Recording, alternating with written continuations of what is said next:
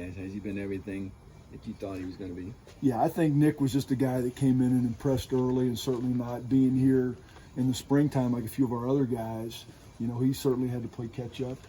But he's a guy that, again, from the state of Texas, that loves football. He's a competitor. He's a tough guy. He's certainly got some God-given skills that other guys don't. And so, just we've tried to bring him along slowly. And I just think every week out he's gotten better and better. Certainly last week, had a big sack for us, a strip sack, and just continue to be excited about watching him, grow every week. I think you pushed for him to get on the field, at least in a special teams capacity early in the year, just to get him that experience. Yeah, I knew, we had KJ, we had Scotty, and Nick was kind of that next guy. And but I told our guys, I said, look, this guy needs to play, right? Like regardless if he's not taking a ton of snaps on defense, he's going to impact special teams. And not just use him on one or two, but get him involved if he fits. And so I think Carl, took that and ran with it. And, you've just kind of seen the progression as the year's gone.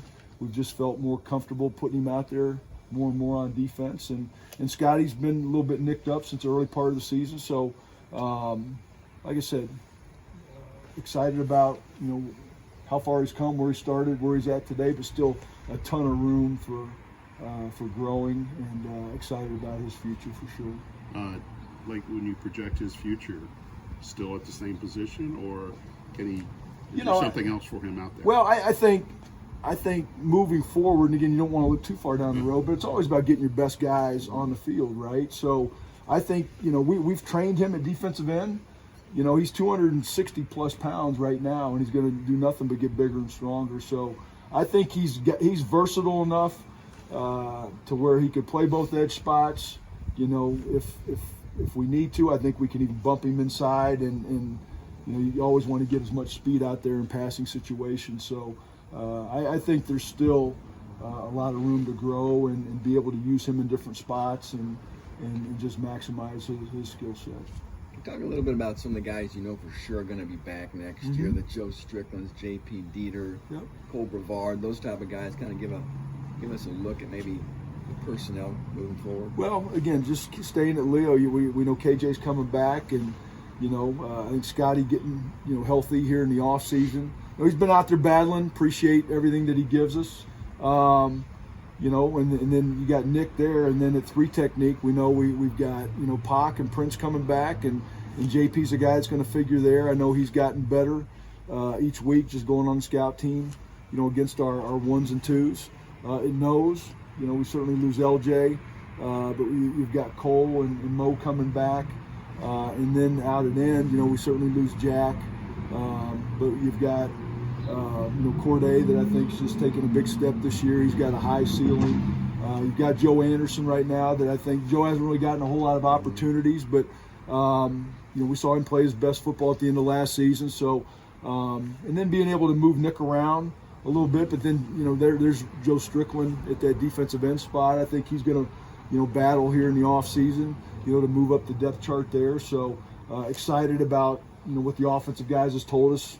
About how he's growing and coming along. So still, you lose a Jack, you lose a Branson, you lose an LJ.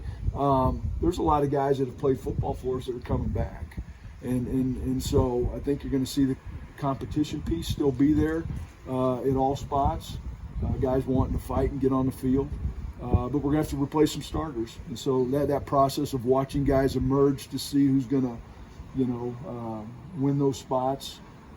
That's what you love about coaching, is just seeing those battles in the off season, spring practice, I would say that's a fair assessment. Then we're gonna have a good crew coming in. I know a lot of guys haven't signed yet, but we're excited about our crew coming in.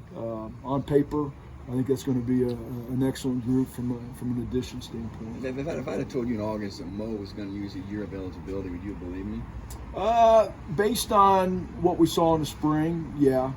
And I, to be honest with you, I would have liked to have gotten more snaps, maybe in certain situations throughout the year.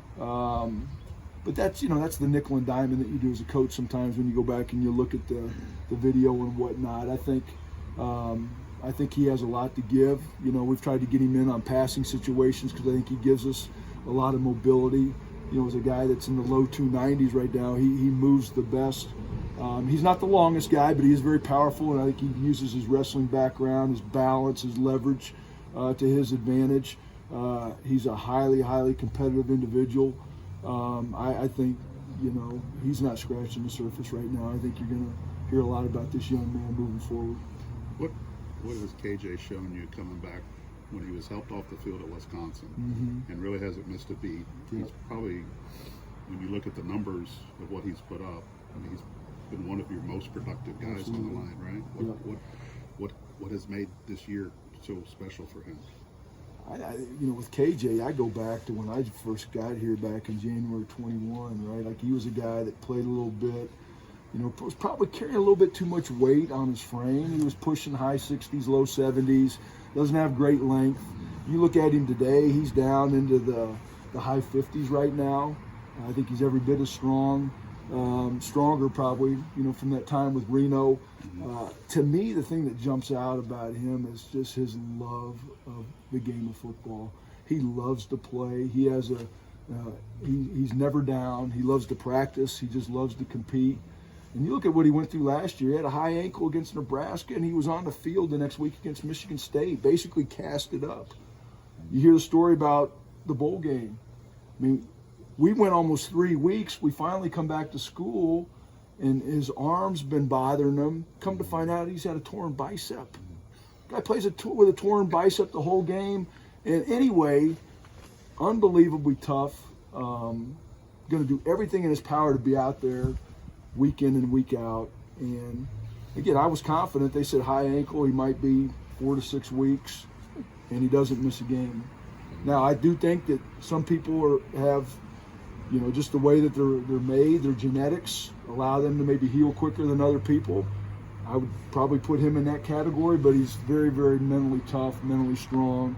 And the things that he's done, I think he's gotten better as a pass rusher, without a doubt.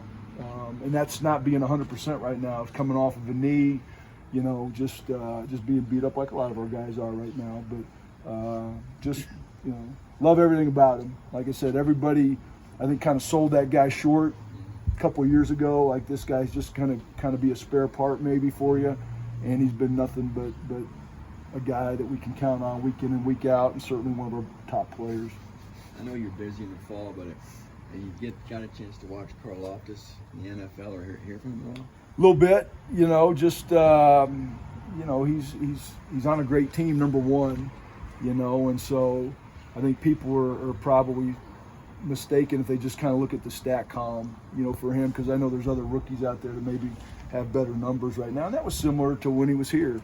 I just he's with a really, really good team, and he's out there, he's having fun, and I think it's probably a learning experience for him, like it is anytime you take that next step, and but he's having fun, he's on a great team, and I expect nothing but him to stay on that high path to being a really, really good player at the next level. So. Have you showed the players your old Oaken Bucket touchdown yet? No.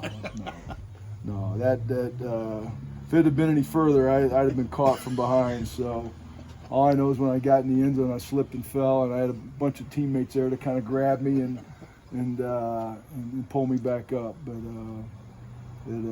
that was a fun memory. But this is this Saturday, unbelievable game. You try to tell the young guys that never experienced. I just said, hey, look. And I talked about Branson and LJ up front. I said, hey, if you got any questions about this game, just talk to those guys.